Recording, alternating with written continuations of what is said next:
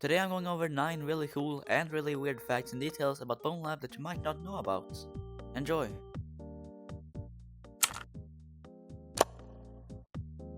A really cool detail is that all of the different monitors and screens in the game actually have individual pixels you can see. If you pick one up and just put your face really close up, you can actually see them. This is something that you most likely wouldn't notice at all in your playthrough, but it's actually really cool when you see it. In Bonelab you can find different key cards, both in the story levels and in the sandbox levels. These unlock different rooms that often contain at least one clipboard with lore, and sometimes a capsule or a good weapon if you're in the story mode. Now if you play Bonelab, you probably already knew about this, but you most likely haven't seen all of them. For example, in Descent, there's a keycard in these lockers that leads to this hidden door. Now, that is the only keycard room in Descent, however there is actually an even more hidden room that you don't need a keycard for. It is up in this rocky stuff in the end of Descent, and it's like a little cave.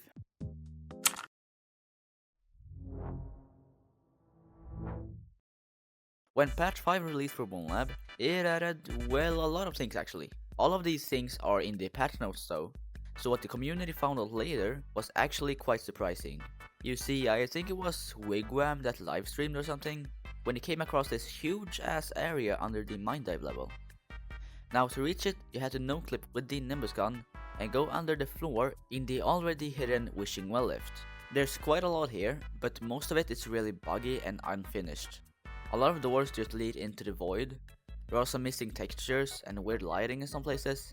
Now SLC hasn't said anything about this and hasn't removed it since it appeared, so who knows? Maybe it was a mistake or a teaser for something upcoming.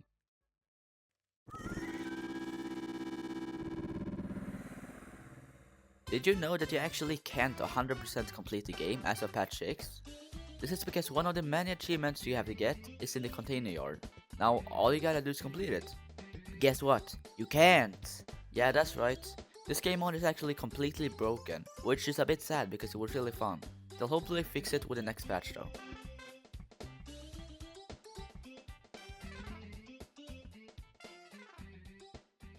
The guns in Bonelab actually have some really cool details. For example, when you rack the slide with a loaded magazine, you can actually see first the bullet getting pulled back and then ejected, and then a new bullet tilting and sliding into place. When you fire the gun, you can actually also see the bullet flying away. Now this is of course quite hard to see unless you're in slow motion, but it's just a really cool detail.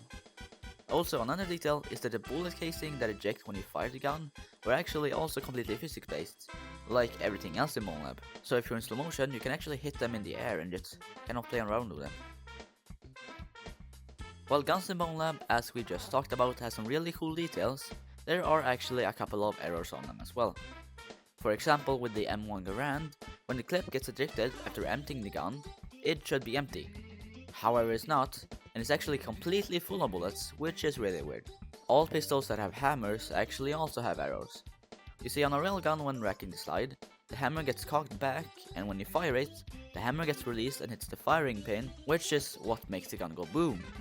This also means that if a gun is empty and you fire it with the hammer cocked back, the hammer will just get released. However, in Bonelab, the hammer is either, like on the 1911, always cocked back and won't get released no matter what you do, or it's like on the M9 and is not cocked back and won't get no matter what you do.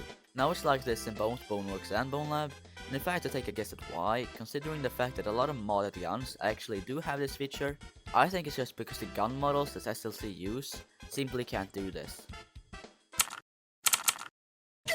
Did you know that the recoil on the guns in Bonelab is actually completely physics based? This means that if you for example hold a rifle against a wall or a table, the gun will react realistically and have less recoil. You can also constrain a gun to the ground and use it like a stationary minigun, which is really cool.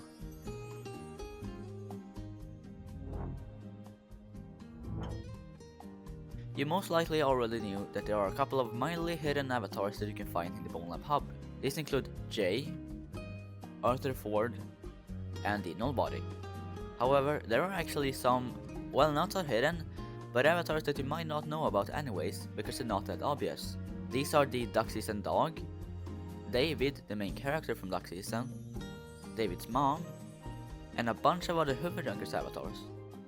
All of these are available in the mod section of the game as kind of an official mod by Stress Level Zero.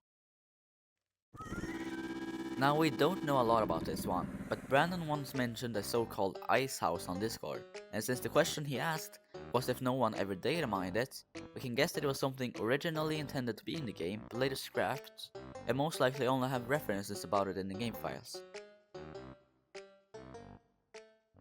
That's everyone I had this time. I hope you enjoyed.